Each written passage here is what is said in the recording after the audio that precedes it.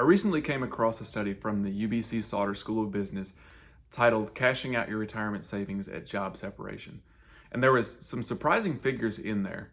So in this study done from 2014 to 2016, it turns out over 41% of people, when they left their job, whether it was voluntary or involuntary, cashed out their 401k plans.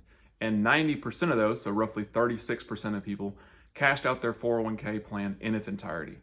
Now, this is looking at 2014 to 2016, so we're not even talking about the impact of the COVID pandemic and everything afterwards.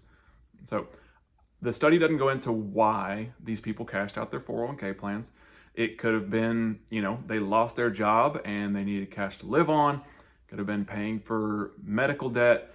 It could have been changing jobs and just taking a big vacation. We don't really know, so I'm not here to say that they did the right or the wrong thing.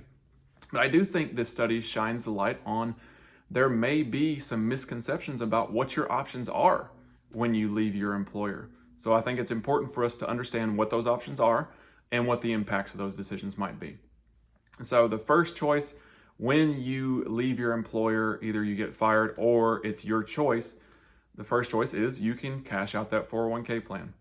Now, the downside of cashing that out is you don't have the funds there to grow for retirement.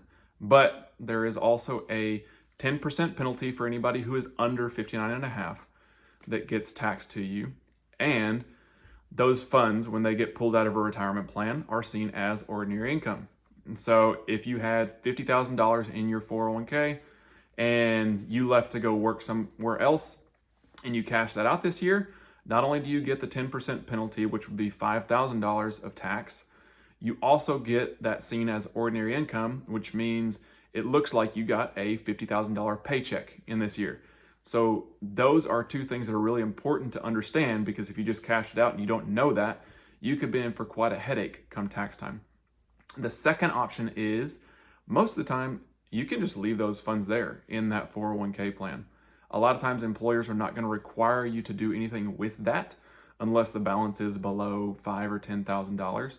So you can leave it there and let it continue to stay tax deferred, let it stay invested and continue to grow.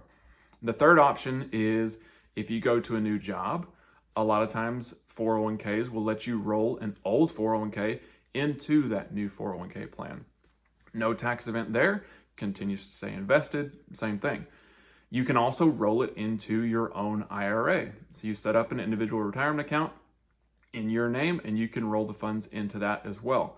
And it works the same way. There's no tax impact on a rollover. There's no penalties, nothing like that. It continues to stay invested for retirement and do what you initially wanted it to do.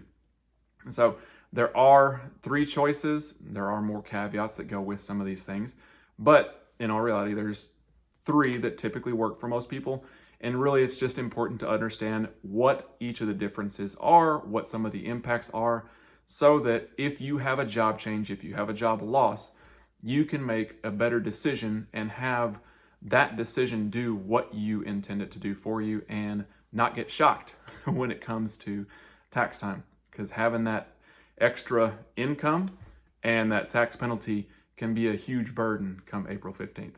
So just understand what your options are. That way you feel better about the choices that you're making.